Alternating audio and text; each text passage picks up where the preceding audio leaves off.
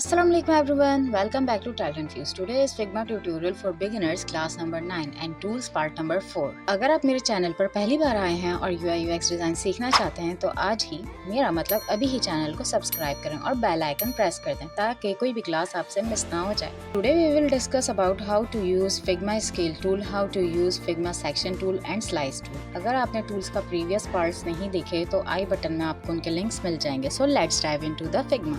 अभी मेरे पास है मूव टूल. यहाँ पर एक शेप क्रिएट कर लेती हूँ. ठीक है, अभी हमने एक शेप क्रिएट कर ली. इसको उठाकर साइड पर रखते हैं और इसकी ऑल्ट के साथ कॉपी ले लेते हैं. अब ये जो लेफ्ट साइड वाली शेप है इसको मैं स्केल करती हूँ by the help of move tool. देखिए, जब मैं मूव टूल से इसको स्केल करूँगी तो ये इसकी शेप को चेंज कर रहा है. लेकिन अगर मैं मूव टूल के साथ alt plus shift keys press करके स्केल करूँगी तब ही ये प्रोपोर्शनली वाइज स्केल करेगा, यानी ये शेप को ख़राब नहीं करेगा. ऑल साइड्स इसके सेम रहेंगे. लेकिन अगर मैं कीज़ रिलीज़ कर दूंगी तो देखें अब ये अगेन शेप को ख़राब कर देगा. अब स्केल टूल क्या करता है, मैंने स्केल टूल लिया. अब इस राइट साइड वाली शेप को स्केल करते हैं तो देखें ये शेप को ख़राब नहीं कर रहा. ये सेम उसी शेप को रिसाइज या स्केल कर रहा है. चाहे आप शिफ्ट प्रेस करें या नहीं, ये प्रोपोर्शनली वाइज स्केल करता है. इसके साथ आप शेप के कॉर्नर्स को राउंड कर सकते हो और इसको आप रोटेट भी कर सकते हो और जैसे आप चाहो इसको ईजीली स्केल कर सकते हो. अब इन शेप्स को कर देते हैं डिलीट. अब मैं F की प्रेस करूंगी तो आप लोगों को याद होगा F की आर्टबोर्ड का शॉर्टकट है. और अब एक फ्रेम ले लेते हैं. अब देखें यहाँ पर फ्रेम टूल के नीचे है सेक्शन टूल. अब ये सेक्शन टूल क्या करता है, मैंने कुछ स्क्रीन्स डिज़ाइन की थी रफली सी, तो उनको मैं फिग्मा में ले आती हूँ. ओके, अब मैं इसके फ्रेम को रीनेम करना चाहती हूँ. तो जैसे ही फ्रेम के नाम पर डबल क्लिक करूँगी तो ये टाइपिंग मोड में एंटर हो जाएगा. अब मैं इसको फ़िलहाल नेम दे देती हूँ स्क्रीन 1.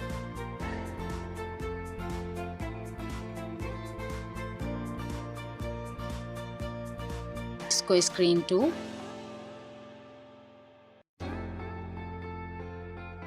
और ये स्क्रीन 3. अब सपोज करें कि ये हमारे ऑर्डर प्लेसिंग का फ्लो बना हुआ है.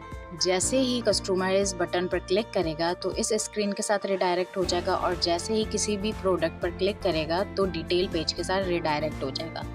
अब मैं चाह रही हूँ कि इस फ्लो का सेक्शन अलग बना लूँ, तो मैं क्या करूँगी, सेक्शन टूल लूँगी और इस तरह ऑल फ्रेम्स के ऊपर सेक्शन ड्रॉ कर दूँगी. बैकग्राउंड पर हमारे पास क्या आ गया, सेक्शन आ गया और इस सेक्शन का नेम रख दूँगी मैं ऑर्डर प्लेसिंग फ्लो.